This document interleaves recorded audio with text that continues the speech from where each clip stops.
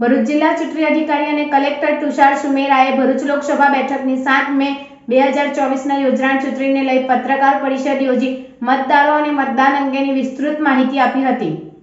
ભરૂચ લોકસભા બેઠકની 7 વિધાનસભા બેઠકો ઉપર કુલ 17,18,794 મતદારો માટે 1893 બૂથોનું આયોજન કરાયું હતું, જેના ઉપર 7,055 કર્મચારીઓ ફરજ બજાવશે. આ વખતે ચૂંટણીમાં 671 મતદાન મથકોથી લાઈવ વેબકાસ્ટિંગ કરાશે. સાથે જ છેવાડાના એક મતદાર સુધી પહોંચવા પર વિશેષ ઝુંબેશ અને આયોજન હાથ ધરાયું છે. જિલ્લામાં આ વખતે 5 દિવ્યાંગ, 5 મોડલ, 5 યુવા, 5 ઇકો, 30 મહિલા સંચાલિત મતદાન મથકો હશે.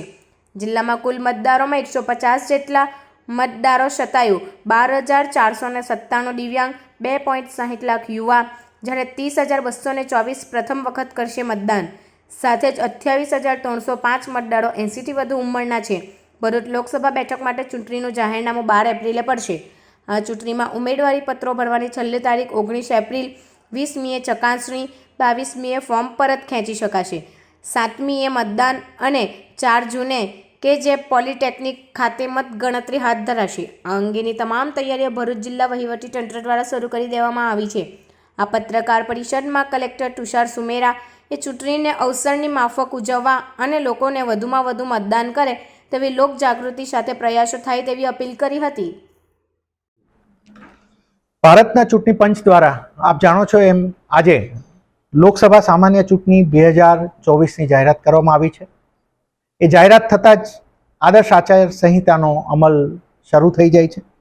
મિત્રો, ભરૂચ લોકસભા મતવિસ્તાર વિશેની ચૂંટણીની થોડી માહિતી આપને આપું તો આપણું ચૂંટણીનું જાહેરનામું 12/4ના રોજ થાય છે અને આખી એની પ્રક્રિયાના અંતે આપણે મતદાનની તારીખ 7/5/2024 રહેશે.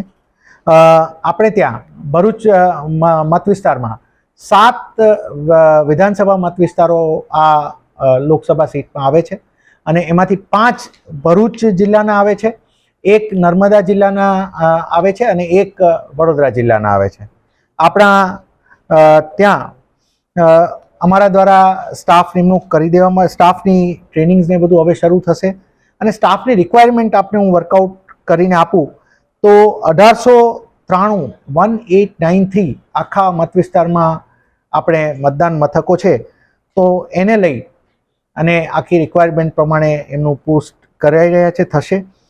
મતદારોની સંખ્યા હું આપને આખા લોકસભા મત વિસ્તારની ગણાવું તો 8,75,104 પુરુષ મતદારો, 8,27,607 મહિલા મતદારો અને થર્ડ જેન્ડરના 83 મતદારો, એમ કરીને કુલ 17,18,794 મતદારો આમાં ભાગ લેશે. થોડો વિશેષમાં 18-19ના વયના મતદારો 30,224 મતદારો 18-19 વર્ષના હશે અને 20 થી 29 વર્ષના 2,60,596 મતદારો આપણા રહે છે.